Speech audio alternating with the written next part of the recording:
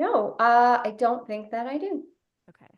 Um, okay, cool. Arik, are you recording on your ends? I am indeed. All right, I'm gonna jump us off if that's okay. And Do it. Puette, am I doing Oh, that? thanks for asking. No, it's like it rhymes with you bet, so it's Puette. It's Ah, and an et is the emphasis. Perfect. Yeah. Puette. I'm gonna write you bet just because that'll help me. It's so hard for folks. I totally get it. That's okay. I got a last name like that too. Mhm. Um, all right. Well, thank you, Deborah Puette, for being on the show to talk about Cash for Gold. Can you give us the elevator pitch for the film? Yes, sure. Cash for Gold is a drama about loss, forgiveness, and hope in America's heartland. It tells the story of an army widow named Grace, who I also play, who was fighting to support herself and her young son while also being haunted by a very dark secret. She takes a job at a pawn shop owned by her town's only, it's a small town, her town's only Muslim family, where she initially butts head with Hassan, a man with a secret of his own. And as their relationship deepens, forces within their tiny community propel them both toward one explosive night, I guess you could say, that forces them both to decide if they're going to face the demons of their past or get pulled under by them forever. Love it. How many days did you shoot the film? 15 days, 92 pages in 15 days. Woo. Love it. Can you talk about the budget? And if so, what can you say about the budget? Yes, I can tell you that we shot for under 1 million and that we had rebates to help us with that. Is it possible to get an even closer range somehow? Not according to my producer, no. So sorry. I just want to acknowledge that this is the standard response is that people are told to say under 1 million. And that's so interesting to me. Well, what I can tell you, I can say over five. Okay. That is very helpful. So Yes. okay. Because I will say that movies with a much smaller budget than yours are also told to say under 1 million because of the fear of appearing too small, right? Oh Like yeah, movies that are no, like 30K are saying under 1 million. no, ma'am. Once upon a time, we imagined we would try to do this for like 125. I now looking back at what we did, given what we had, I just don't even know. I know people do it, and my hats are off to them, but whew. Um, Um, yeah. yeah, can you talk about the origin of the idea? I saw that you shot a short film for this in 2013, but I'd love to hear the whole story of this story. Yes, I'm happy to tell you, and I hope it's encouraging to anyone out there who's maybe never even made a film. I am an actor by trade. I have been an actor for 25 years. I've been lucky to work a significant amount across theater, TV, and film. And in 2011, it was the 10th anniversary of 9/11. We were also all wrestling with the fallout from the Great Recession, and I was myself going through a separation with my then husband, the father of my child. All to say, it felt like a heavy time. And that 10th anniversary of 9/11 had created a resurgence of anti-Muslim sentiment within our shores against our own, citizens who happened to be Muslim. And it was really bothering me a lot. And so I had started to write as a way to sort of, I think, exercise a lot of the stuff that I was going through personally. And so I wrote the first script I'd ever written. It's a 6-page short, two characters, one location. I didn't even think that it was going to be something I would shoot. I thought I was writing it as an exercise. Um, and I knew that I could write the one character from my POV. So she was a white woman, and I wanted to put her at odds with an Iranian American immigrant in this 6-minute short. And it's one scene that takes place over that amount of time. When I sent it to my manager for feedback, just to say, like, am I doing what I should be doing in a scene? he said, yes, and this is a short film and we're going to make it. And I was like, oh, okay. So we did a little Kickstarter. We raised 10 grand. We shot it in one day. I was in it along with a wonderful actor named Navid Negabon, and Robert directed it, Robert Enriquez, who at the time was simply my manager and somebody who just encouraged me. He's an independent filmmaker, so he had, experience in this world. We took it to festivals, and over again, people would say, there's clearly a larger story here. Like, I want to know, why did she need the money she needed? Why did he do what he did? What happens next between them? And they would say, so, you're writing the feature, right? And I was like, yeah. But I had never endeavored to write anything of that scope. So after a lot of hemming and hawing, I finally got my act together and I took class. I went to a class and I learned, I knew structure from being an actor, but it's not the same as recreating structure. And by 2017, I had a solid draft that I was really excited about. I threw it up on the Blacklist site.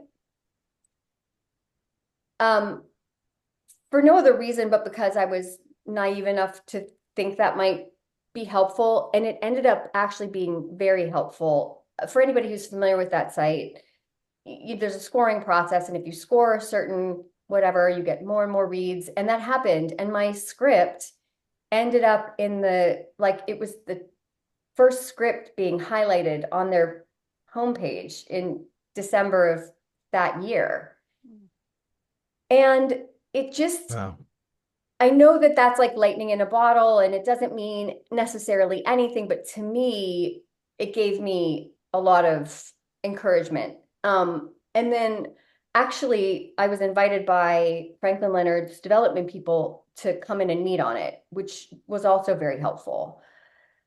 We were then connected to Amos Hassan, who eventually became our producer. His company is called Chariot Entertainment. We were introduced to him in 2018 and he loved the short. He loved the script.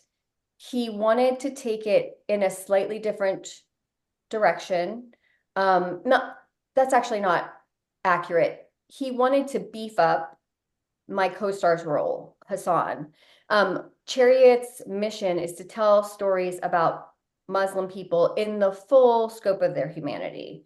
And I loved his ideas. We agreed, handshake agreement, and we sat down and went through a year-long development process together, which was obviously my first, because this was my first script.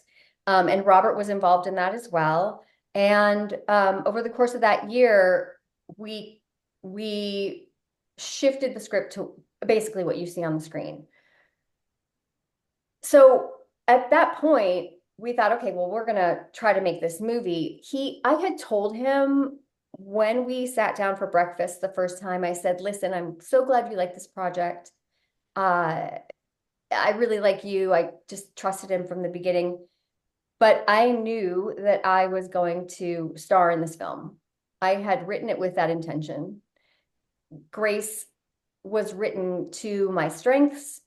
It's a very personal story I tell. The feature I ended up weaving in a lot of things from my personal life, including the economic hardship she goes through, the place she lives. It's a lot where I grew up, a very small town in a place that's hard to live because it's so cold.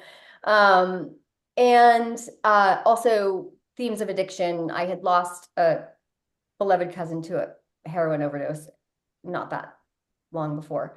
So I was telling a story that was mine to tell, and I was not interested in handing it over. And I said to him, you shouldn't do this with me if you think that at some point you're going to charm me out of selling my script. And he said he totally understood. And he also said that he would present me with any real interest in case I changed my mind. Because sometimes it's nice to have money when you sell something, you know? And we did actually have interest. There was a production company who reps an Academy Award winning actress who was interested in playing my part. I just was not about to hand it over into somebody else's development hell and maybe see it sit on a shelf and not get made. So I said no, thank you, and then we discovered these incentives in Minnesota, and that's sort of where we get off into the actual pre-production and production. But that's where it came from, was this simple one 6-minute scene that I wrote because I wanted to. Wow. So in building a timeline, so the ideas came in 2011. The short came shortly thereafter. You had in 2018, you said you met with Chariot. Is that? Yeah, it's 2011. I wrote it. We shot it in 2012. It was in festivals 2013, 2014, and we capped our fest run with the NBC Universal Shorts Fest, which I don't think exists anymore, but was a very big deal at the time. We were one of 8 finalists. Lulu Wong was in our cohort. You know, it was amazing. But then, of course, I was still thinking of myself primarily as an actor, and I really sat on this for several years before I was like, what am I doing? Like, right? What am I doing here? So then finished script 2017, Chariot 2018. Right. And then here we are in 2025, the film's being released. We don't have to be exhaustive about it. I mean, I love every detail, but whatever you feel comfortable sharing. When did you shoot it, and the timeline from there to 2025? We shot it in February into March of 2022, so almost exactly 3 years ago. In fact, our release on VOD on Amazon and Apple TV and other places where people can see movies is on February 4th, which is the 30th anniversary of the day I landed in Chisholm, Minnesota for scouting and pre-production. So it's been 3 years since we shot, which feels incredibly long. It is long, honestly. And if you want, I'm happy to go through sort of I can briefly go through how quickly we had to go from, are we making a movie to we're making a movie. Yeah. We discovered, so Robert he knows everyone, and he had run into a film producer who had just shot in Minnesota and was like, you got to check out these rebates. Actually, yeah, they're cash rebates. And the way it works is there were literally 3 rebates that we could stack. So there's the state rebate, there's the county rebate, and then there's another rebate inside the county, this tiny little area called the Iron Range. And we stacked all 3 of those. And don't quote me, but I think when we were hiring people who resided in the Iron Range, we were getting a 70% rebate on their fee. Yeah. So he discovers these rebates, and this is a perfect place, we think, for us to shoot. He discovered them early November. By mid-November, we were on a Zoom with the women at the Upper Midwest Film Office who manage all of this. We were scouting mid-December 2021, and literally we were in a bar in Chisholm, Minnesota, and I called Amos, who had stayed behind in LA, and I was like, this is the place, this is the time, you have a month to get all the money into the bank. And that was going over Christmas time, and he managed to do it. And by January, late January, we were in pre-production, and I was on the ground in Chisholm February 4th. Is insane. Wow. Yeah, when people say they were building the plane as they were flying it, like we really were. Yeah. My feature was not all too different. Yeah. With the timing. A little different, but similar, very similar. If you could change one thing about this movie, whether it's like the final product itself or the process, like something in pre-production, something on set, something in, distribution or post, what is the one thing you would change be?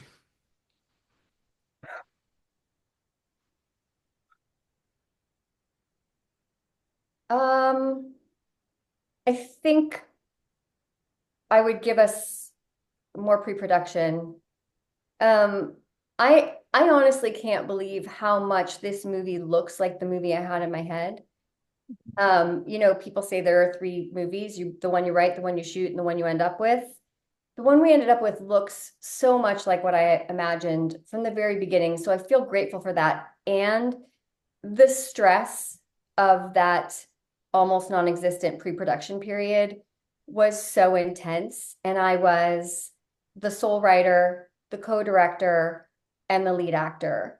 And I feel like I wish if we had had more pre-production, I just think I would have been able to maybe um, enjoy it more. I was so behind the eight ball with everything all the time. That's how it felt anyway, you know? So I would give us a real pre-production period.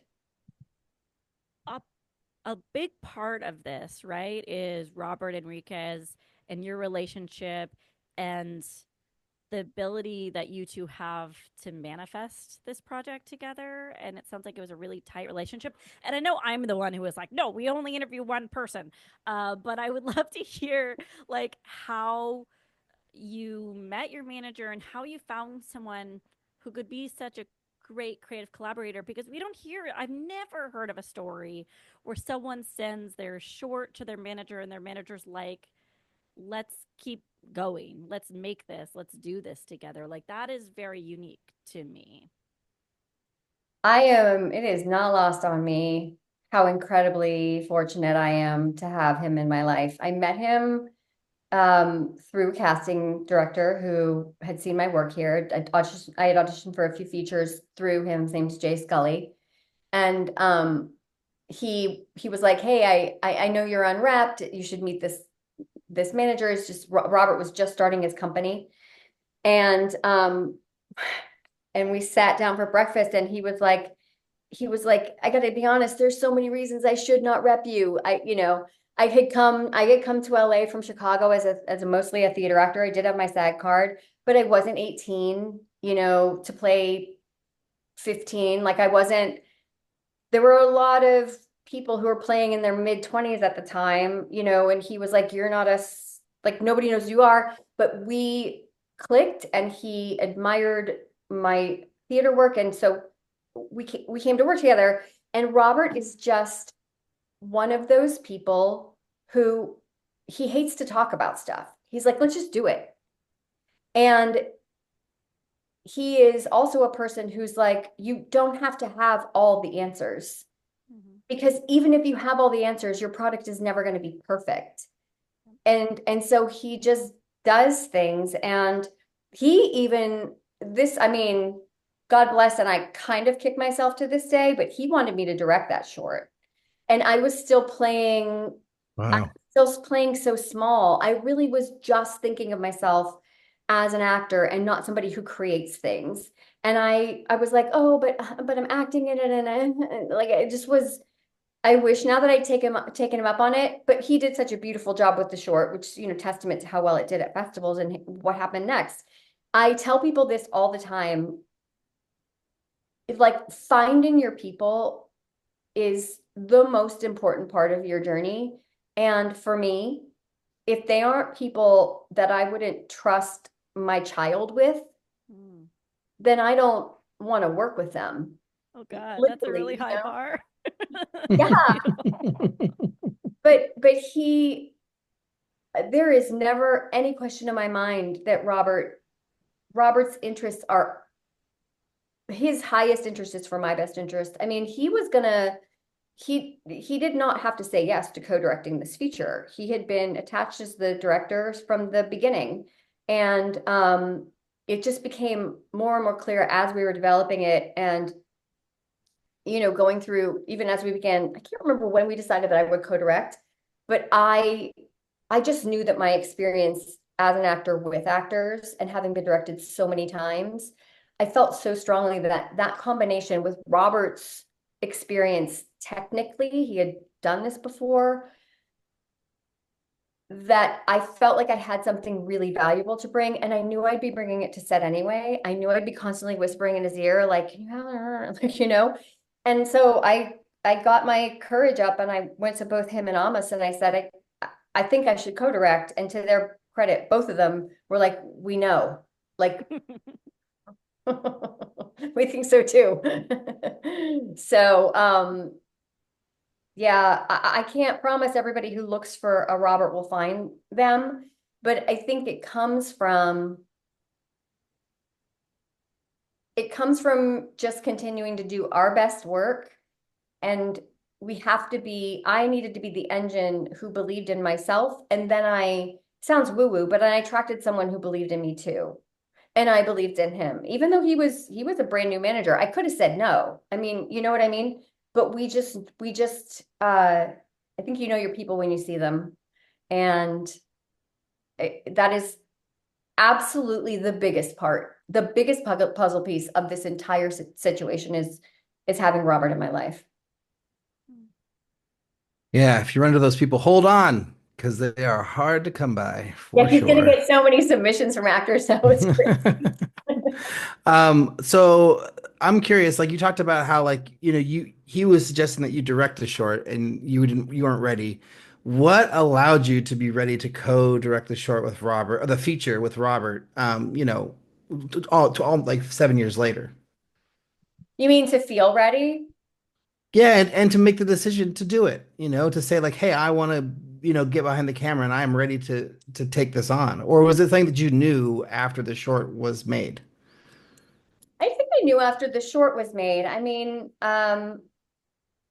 it goes back to what I said to Liz before, like you don't need to know everything before you do the thing. I think I've heard advice before of like take the job you feel like you're not ready for and then work your ass off. And so I just felt like having been on so many sets, I've worked with so many incredible directors, some of them multiple times, Sam Raimi, Lisa Cholodenko. I what I do on set, because there's a lot of sitting around, is I watch what they do. And I just felt like I had amassed a, a significant amount of information that I could bring to the set with me. I also know what makes a good performance, and I feel like I know how to talk to actors about that. And I knew that what was technical that I didn't know, Robert would be there for. This is why I would never have been so. I think it would have been foolish for me to try to direct this by myself, given everything else I was carrying. Because I was having to rewrite stuff constantly to Mm. adapt to weather, location restrictions, stuff like that, and also be on camera almost every single scene. Wow. I wanted this film to succeed, and I didn't need to bury myself in order to do that, you know? So, but I do think that being ready, I was ready to direct the short when he offered that to me. I just didn't feel I stopped myself. I think by the time the feature rolled around, I had grown up. I'd done a lot of work on myself, frankly, about taking responsibility for my situation in life. And I was just tired, um, and frankly, done with letting other people lead me, which is not to say that this has been a beautiful film if Robert directed it on his own and I was giving my input. But I think I'm going to say something that might be a little controversial, but a lot of actors, myself included, make the mistake of waiting to be told what to do, when to do it, and how to do it.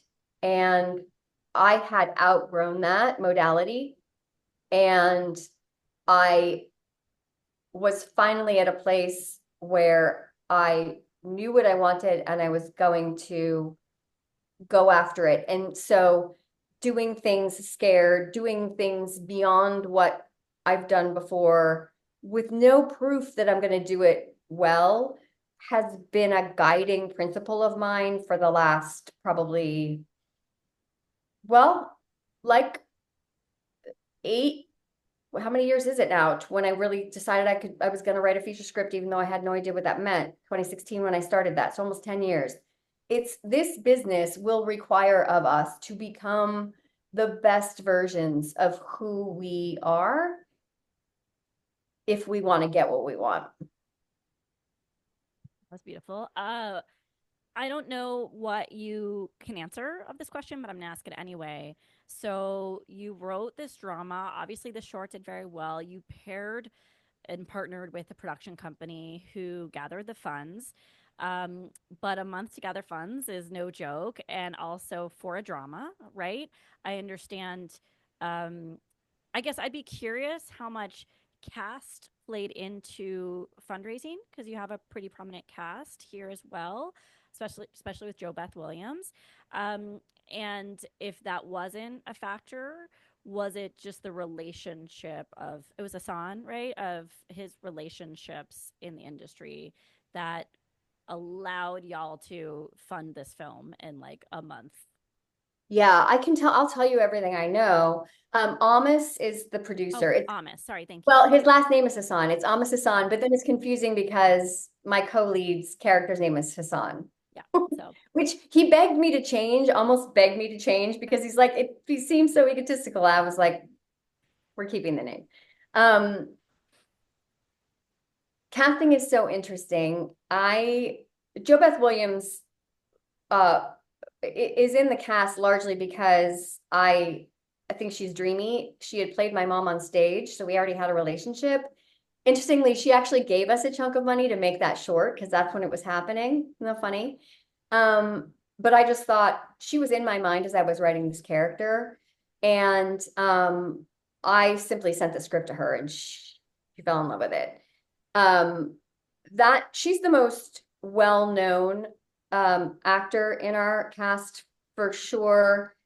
I can tell you without getting into specifics that, to hire her, you're going to pay over scale.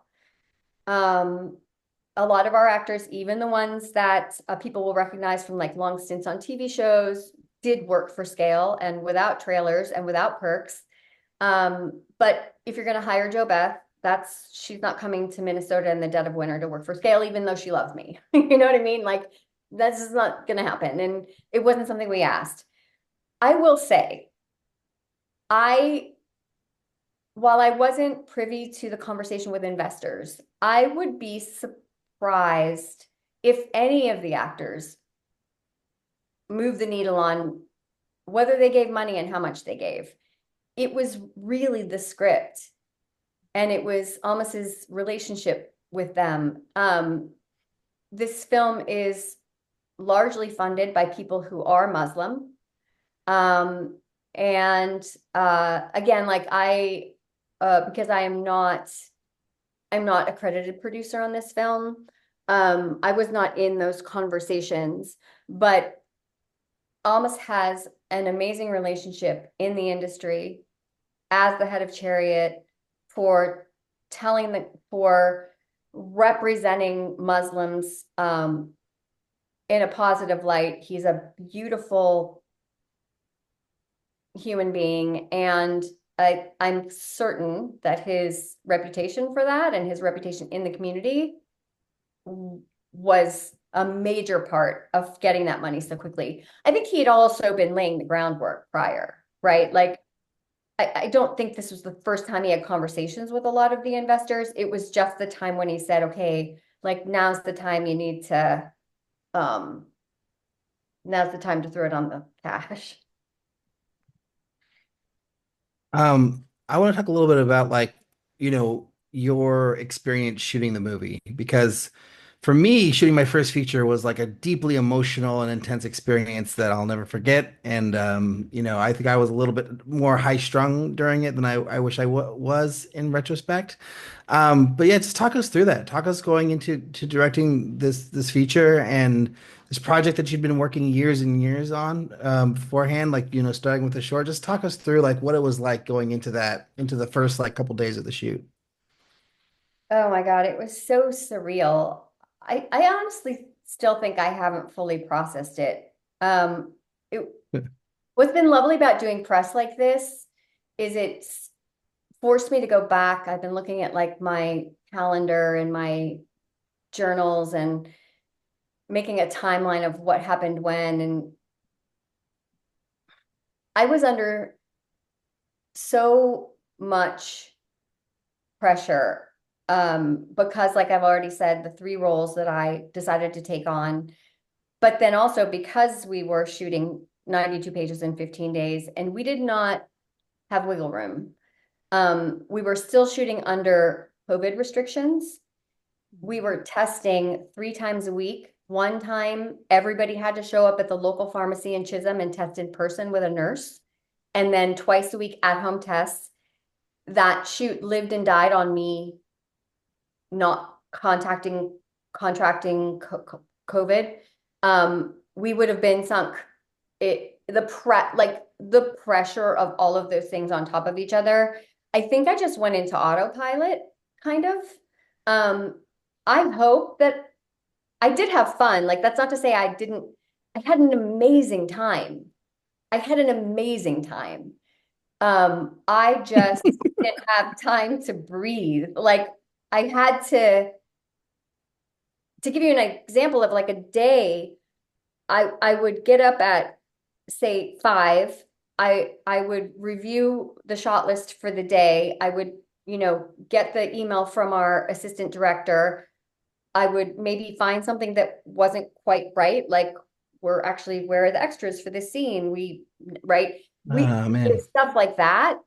And I mean, listen, everybody who worked on this did an amazing job. We were all working under such hard conditions. But so I would do that. I would review my scenes. I would get to set, I'd get in hair and makeup, and then there were just a constant flow of people asking questions. I think I lost like 10 pounds during the shoot. And then we would shoot all day, and then I would go home and maybe get to sleep by midnight, and then do it again. And in there had to be time for rewrites too. So there was just no time to really even think about anything other than the film. I was like a robot, I guess. It's like like Liz, you've children. Do you have kids, Ulrich? Yeah, I have kids too. Okay. Yeah. So, in those first few days and weeks, like it's a blur. Yeah, totally. Nobody's sleeping. There's so much to do. You're certain you're failing everybody. Like it was a really emotional time. And also, it was amazing. I mean, we stacked this cast with the best character actors I personally know. I thought, when am I ever going to get to cast something without where I don't need studio approval for every last, one liner? And so as a result, I had friends flying into Chisholm. One of my best friends, Leslie Farah, who people might know from Pretty Little Liars, she came and stayed with me. So she could do her one scene role, which she was so gracious to do because I begged her to. And it was like that. My little house that they rented for me was a little revolving door of my friends who were coming in to do parts.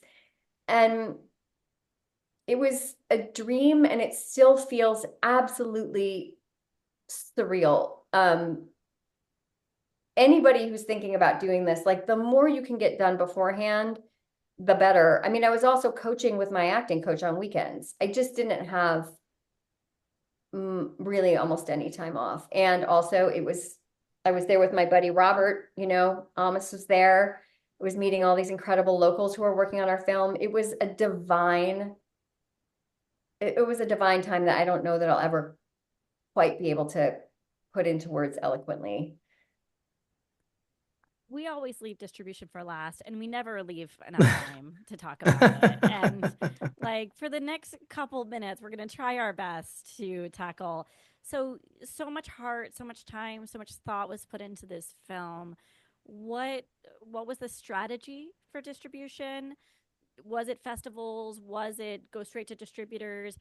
Was it the right strategy for you? And tell us a little bit about where the film is going. Well, the film is being distributed in North America by Freestyle Digital, and so we are releasing on VOD on Amazon and Apple TV, and then a bunch of other platforms on February 4th, so everyone can see it there. We did have a limited theatrical run. We were in Detroit, Chicago, Los Angeles, and a couple of the Twin Cities in Minneapolis. And then we also screened for our folks in Chisholm. All the locals got to come and see the film. We had that in December, and it's actually continuing a little bit into January prior to the film's streaming release. We did do a festival run. I that festival run is one of the reasons this has taken so long. Like everybody, we really rushed. And it wasn't a bad thing, actually, in hindsight, but we really killed ourselves to get a decent cut to Sundance. Sundance is such a long shot. It never even occurred to me that we would get in, but it felt like a good deadline to have. And because it seemed within our timeline, we thought, why not? We didn't. Obviously, I would have mentioned that by now. My real, like, the place I really wanted to premiere was South by, and we actually got really far in that process. They cut people on a rolling basis, and we found out right before announcements we didn't make it. So that was both encouraging and heartbreaking, but I think ultimately was more encouraging to me. I really, that made me really happy. And then we waited for our premiere, which ended up being at Sunscreen in St. Pete's, which was a fantastic place to premiere. We screened at, I don't know, a handful of festivals, and then almost started having, I think it was after our premiere at Sunscreen, almost started having conversations with distributors. We had a private screening here in LA at CAA. That was for the local cast and some friends and family, and then primarily buyers. And we did have a bunch of people show up. We also sent screeners to people who couldn't be there live. And it was from that screening at CAA that we got a handful of offers, including Freestyle, which was one of my, I was really hoping they'd come to the table. And again, like, I was not in on the conversations. I don't know the numbers there, but they came with the best offer. And so we ended up going with them. Well, what was the company again? Sorry. Freestyle. Freestyle. Oh, okay. Copy. Yeah. Yeah. And so I guess now that the movie is coming out, like, how do you feel about where you're at with it? Like, I know it's like you talked about the emotional experience being on set. Like, your experience sounded a lot like my experience directing my movie, with the hours and everything and the craziness and the feeling of just being like always something that has to happen. What is your state now? How are you feeling about it? Do you feel like thrilled? Like, are you like, well, yeah, just sorry, I'll stop Yes, talking. I am so happy. I was thinking about this in prep for when I was prepping for this conversation with you guys. I seriously can't believe this is happening in my life. I have dreamt of making this film for so long.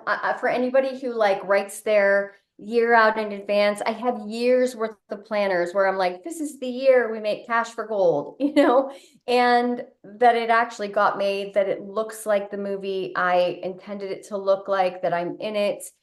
I mean, when I think about what we were up against, and I know any making any movie is hard, but on our budget, on our timeline, we had a kid we had a 5-year-old playing a 5-year-old.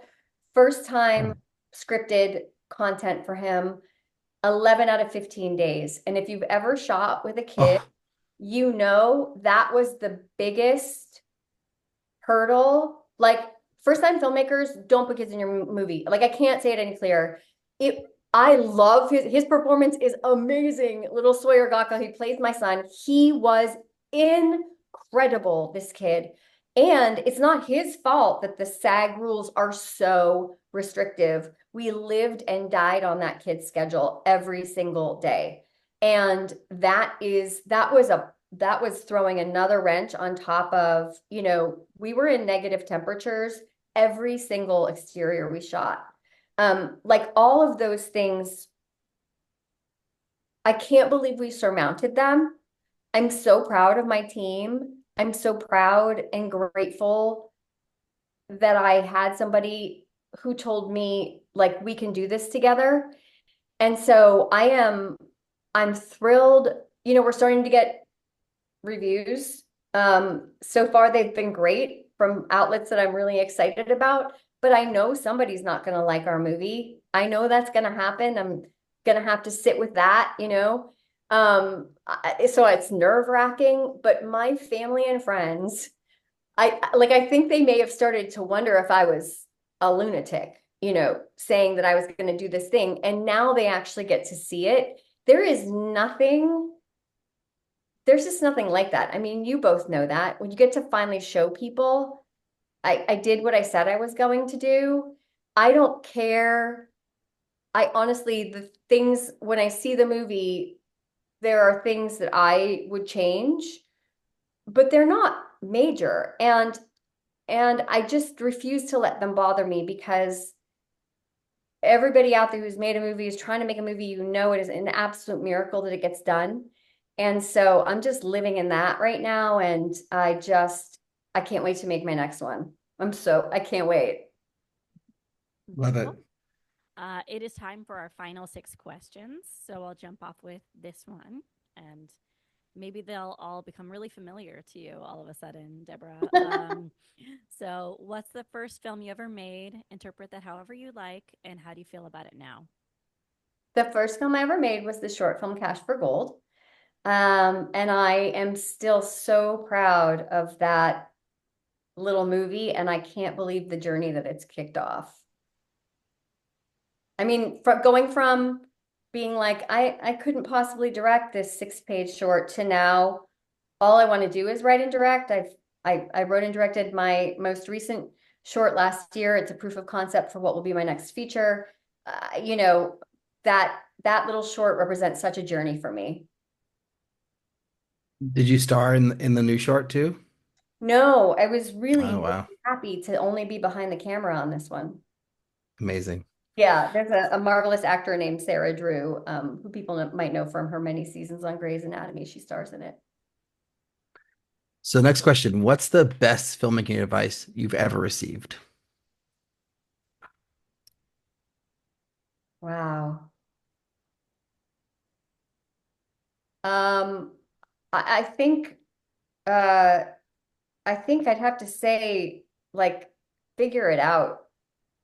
There's we've never lived in a time when information has been so available to us.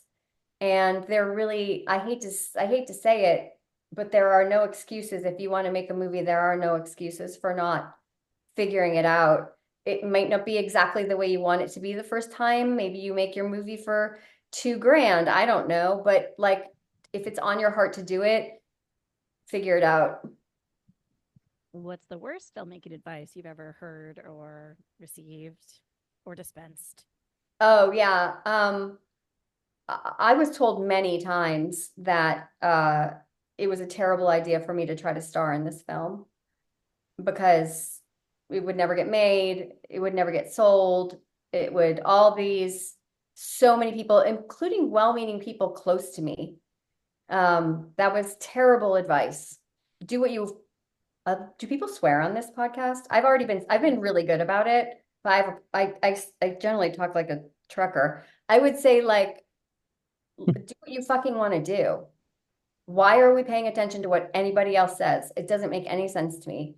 And I did do that for a long time. That's why I can say it with such like passion now. Do what you fucking want to do. Do you have a goal as a filmmaker? Yeah, I have a short-term goal, which is to solo direct my first feature as writer director. Which I honestly, at this point, I don't have any doubt that I'll be able to do. We're looking at, you know, I'm writing the script. I know how to keep budget in mind. We're looking at something probably around 1.5 to 2 million. Um, I know now that I can find the money for that. So that's my short-term goal. I also just want to say, because I love her so much, I'm working on this next project with a producer named Rachel Stander, who has like changed my life, and she's just fantastic and deserves to be mentioned out loud. my long-term goal as a director is I really would like to move into episodic. It's a very different beast than, obviously writing and directing your own film. You're coming in as like a gun for hire to work on somebody else's project. But I love the craft. I love the collaboration of working with a crew, and whether I do that on my own set with complete, directorial control or on somebody else's set, I think that both disciplines are very attractive to me, and I would love, my long-term goal would be to make my living as a writer director. If you could go back in time, what's the piece of advice you would give yourself? Don't play small. Don't play small. I think it's I understand why we do it. But yeah, I definitely played small for far too long. I'm catching up. And last question, is making movies hard? Yes, it's so hard. It is so hard, and also, I think it's harder when you think of it as like I need to have a finished movie. It feels like any big journey that you go on, and this is going to sound like the worst cliche of all cliches, but what's not hard is doing the next right thing. Whether the next right thing is sitting down to get your 5 pages out, or, calling the producer you made a connection with at the film festival, like those things aren't hard. It just takes planning, and then it takes doing the small thing that you said that you would do. And listen, I fail at that regularly. I fail at doing the small thing I need to do regularly. But if you succeed at doing it more often than you fail, you will make forward progress. And then sometimes you get amazing momentum behind you, and then you make all the progress. It's just, I think thinking about making a movie makes it seem hard in a way that might hold us back. I like that a lot. Think about Amazing. that right now. Also, appreciate the Frozen reference. I don't know if that was intentional or not, but I've seen that movie 1,000 times with my daughter. So yeah, I got that. I Yeah. didn't know I made a Frozen reference, but Yeah. I'm glad I did. Ulrich, show you're a parent without showing you're a parent. Like I was thinking the same thing. I was like, "Yep, that's a Frozen reference." Yeah, apparently unintended from Deborah. Deborah, for everyone to hear, how can they go watch your movie? They can head to anywhere they rent movies online, but I'm saying the easy ones are Amazon and Apple TV.